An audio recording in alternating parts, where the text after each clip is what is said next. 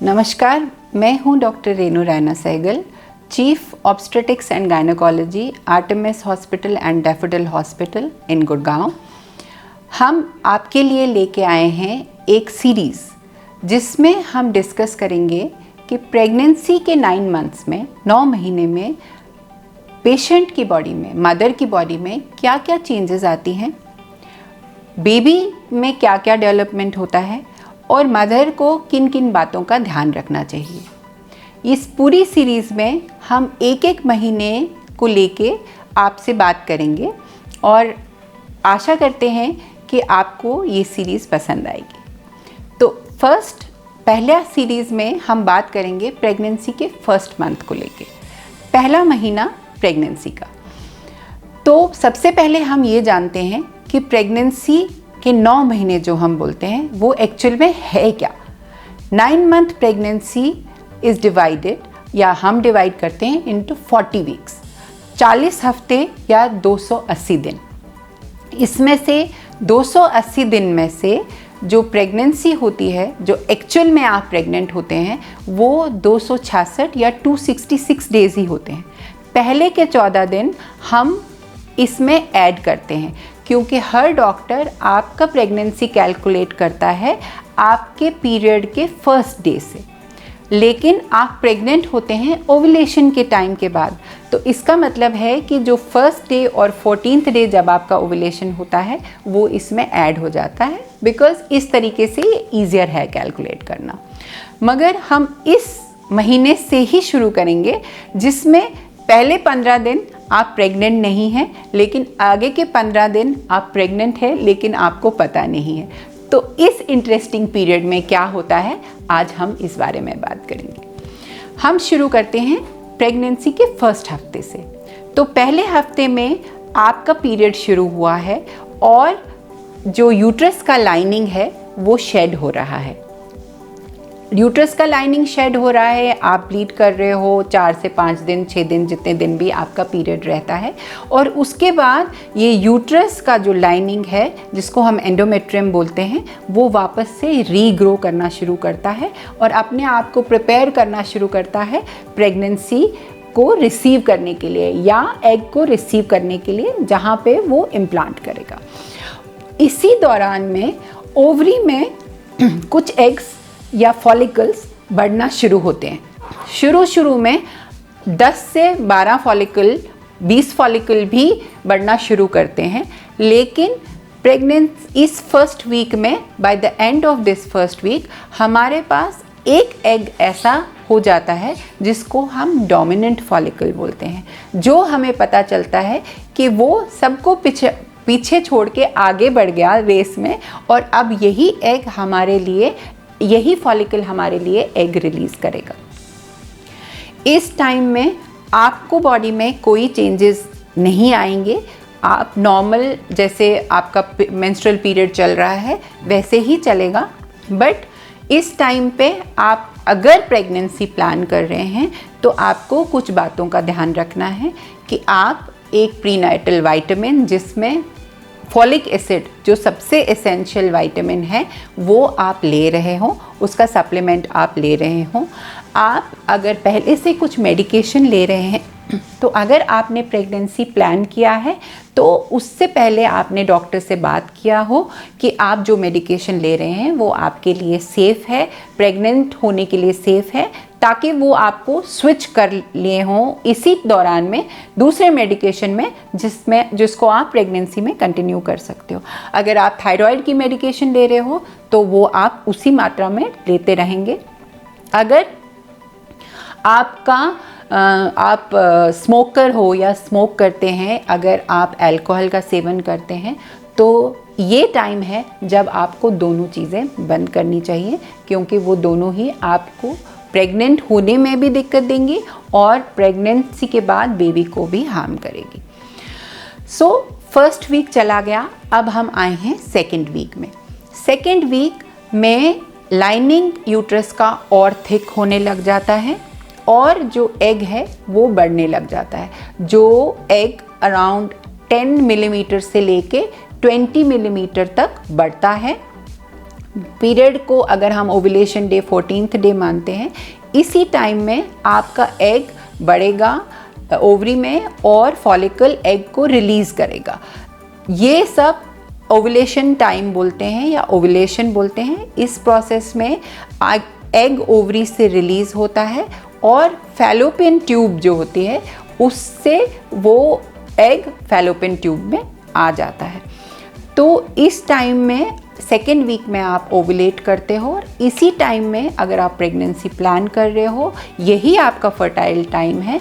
इसी टाइम में इंटरकोर्स करने के बाद स्पर्म जो है वो भी वजाइना के थ्रू सर्विक्स में आके, सर्विक्स के थ्रू यूट्रस में आके, यूट्रस के थ्रू फैलोपियन ट्यूब में पहुंच जाता है। ये जो स्पर्म फैलोपियन ट्यूब में पहुंचता है और जो एग भी फैलोपियन ट्यूब में आ गया है, वो दोनों आपस में मिल के एक जाइगोट बनाते हैं। इसी जाइगोट से अब आगे का बेबी डेवलप होगा। जो एग और स्पर्म मिलते हैं वो यूट्रस में नहीं मिलते हैं, जो कि एक आम धारणा है, बट फैलोपियन ट्यूब में मिलते हैं और ये ओव्यूलेशन के विद इन 24 आवर्स, 24 घंटे के अंदर अंदर हो जाता है। तो ओव्यूलेशन के विद इन 24 आवर्स एक जाइगोट बन जाता है। क्या आप अब प्रेग्नेंट हैं? नहीं, अभी भी आप प्रेग्नेंट नहीं हैं, सिर्फ हमारे पास एक जाइगोट है। आप अब इस जाइगोट को पूरा फैलोपियन ट्यूब वापस ट्रैवल करके यूट्रस के अंदर आना है और यूट्रस में इम्प्लांट करना है। तो ये सेकेंड वीक के एंड तक पूरा फैलोपियन ट्यूब से वापस वो यूट्रस की तरफ स्विम करने लग जाता है। फैलोपियन ट्यूब में हमारे सीलिया होते हैं जो धीरे धीरे उनको एक स्विम कराते हैं टुवर्ड्स द यूट्रस, मूवमेंट कराते हैं टुवर्ड्स द यूट्रस।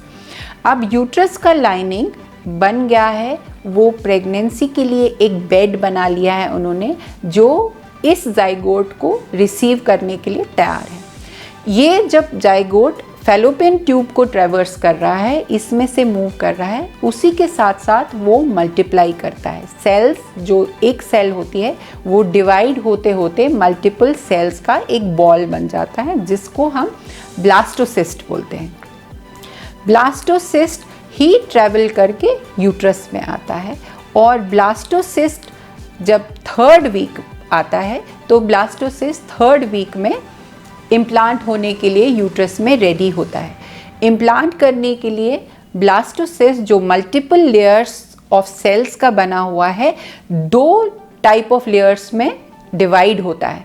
एक लेयर जो प्लेसेंटा बनाती है या यूट्रस के साथ अटैच होती है और दूसरी लेयर जो बेबी बनाती है या एम्ब्रियो बनाती है। तो इन दोनों लेयर्स में एक डिवीजन हो जाता है इस जाइगोट में। तो ब्लास्टोसिस्ट का जो आउटर लेयर है, जिसको हम ट्रोफोब्लास्ट बोलते हैं, वो यूट्रस की लाइनिंग के साथ चिपक जाता है, उसके साथ जुड़ जाता है और यहीं पे प्लेसेंटा बनना शुरू होता है। क्योंकि अभी का जो ये एम्ब्रियो है, इसको अब हम एम्ब्रियो बोलते हैं, ये एम्ब्रियो जो है वो यूट्रस की लाइनिंग में से अपना न्यूट्रिशन लेना शुरू कर देता है। इस टाइम पे इस स्टेज को हम इम्प्लांटेशन बोलते हैं। Implantation third week of pregnancy में होता है, end of third week. Implantation हो जाने के बाद ये थर्ड वीक कंप्लीट हो जाता है। इस थर्ड वीक में हमें यही देखना है कि जो लेडी में जो चेंजेस है वो इतना ही है कि आपको थोड़ा बहुत कुछ स्पॉटिंग लग सकता है या थोड़ा बहुत पेन या क्रैम्पी सेंसेशन आ सकता है। उसके अलावा आपको कोई और चेंज नहीं आएगा। ये थोड़ा स्ट्रेसफुल टाइम है जब आप वेट कर रहे होते हैं कि आप प्रेग्नेंट हुए हो या नहीं हुए हो। आपको पता नहीं चल सकता किसी भी मेथड से कि आपका प्रेगनेंसी है कि नहीं है, लेकिन यही टाइम है जब इम्प्लांटेशन हुआ और प्रेगनेंसी ग्रो करेगी। अब हम आते हैं फोर्थ वीक की तरफ। फोर्थ वीक में इम्प्लांटेशन हो गया है और एम्ब्रियो ग्रो करना शुरू करेगा।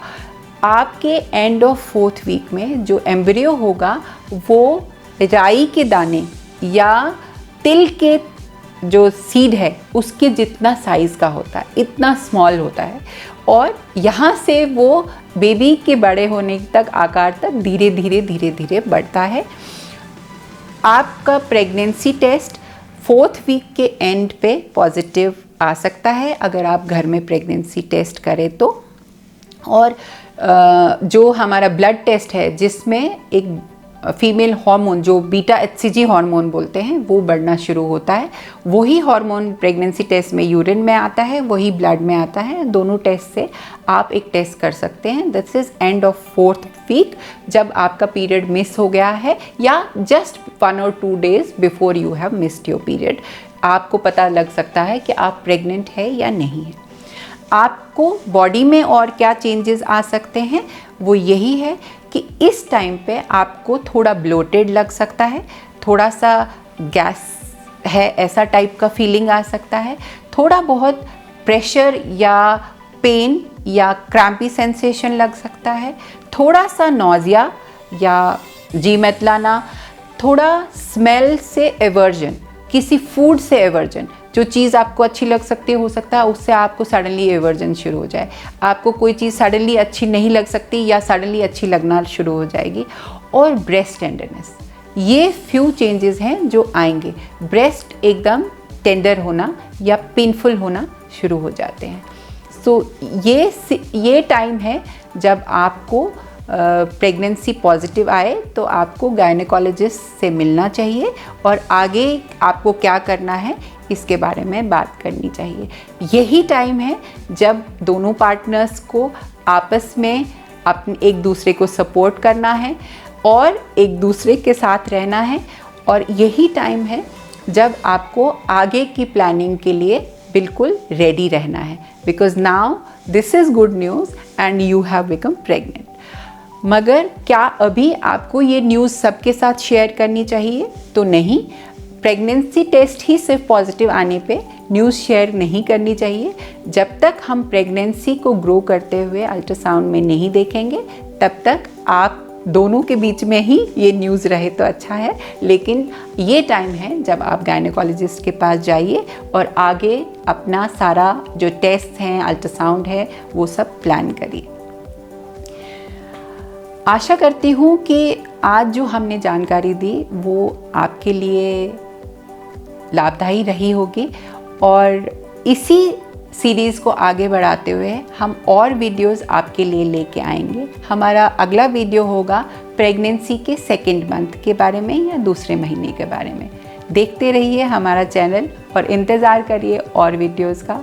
तब तक लाइक करिए, सब्सक्राइब करिए और आगे के वीडियोस का इंतज़ार करिए। धन्यवाद।